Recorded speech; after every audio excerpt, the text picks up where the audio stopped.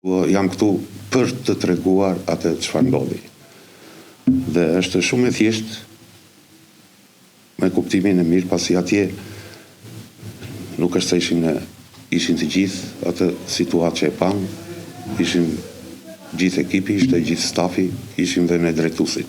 Ekipi ka hyrë në zonën teknike quhet me gjuhën sportive, në dhomat e çveshjes, para ndeshjes, dhe atje ka pasur një përplasje fizike e cila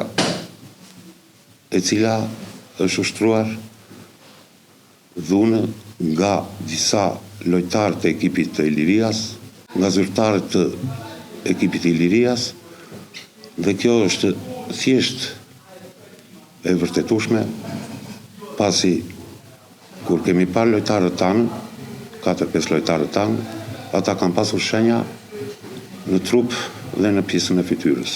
Nuk mendoj se duhet që të diskutojt ka gjatë, pasi është e verifikueshme nëpërmjet sistemit të kamerave, që është i domosdoshëm në çdo stadium.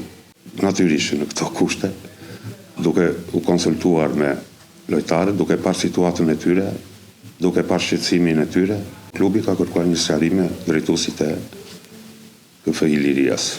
Duke folur me KFI Ilirian, natyrisht me qetësi, me gjakthotësi, për të ditur pse ndodhi, si qysh, edhe pse nuk dua të paragjykoj ata, pretendimi i tyre që ka erdhur nga provokimet e trajnerit apo shumë të tjera.